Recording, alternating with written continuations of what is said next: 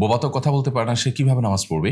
বহু ব্যক্তি যে বুঝ সম্পন্ন, তার আকল আছে, বুদ্ধি আছে, সবকিছু বোঝে, কিন্তু কথা বলতে পারে না, তার উপর নামাজ আবশ্যক। এখন কথা হলো যে তিনি তো কিছু বলতে পারেন না, তাহলে নামাজে তাসবিহ, তেলাওয়াত, সূরা কেরাত, পাঠ, তাকবীর এগুলো কিভাবে আদায় করবেন? এর উত্তর হলো যে এগুলো যদি সম্পূর্ণরূপে তিনি উচ্চারণ করতে অপারগ হন, তাহলে তাকে কিছুই করতে হবে না। তিনি শুধুমাত্র নামাজের রুকু সিজদা যথাযথভাবে উঠবেন এবং একটু অপেক্ষা করে অন্যদের মতো নামাজ শেষ করবেন, তার কোনো কিছু পাঠ করতে হবে না। আর যদি তিনি তাকবীর তাসবিহ বলতে পারেন, তাহলে যেটুকু পারেন সেটুকু করবেন, আর যেগুলো পারেন না সেগুলো, যেমন কেরাত তিনি পারেন না বা অন্যগুলো পাঠ করতে পারেন না, তাহলে সেই জায়গায় তিনি তাসবিহ পাঠ করবেন, এভাবে নামাজ পড়বেন। আর যদি এগুলো কোনোটাই করতে না পারেন, তাহলে উঠা বসা, তারপর বৈঠক, দাঁড়ানো, রুকু সিজদা এগুলো যথারীতি করবেন এবং সেগুলোতে একটু একটু করে অপেক্ষা করবেন।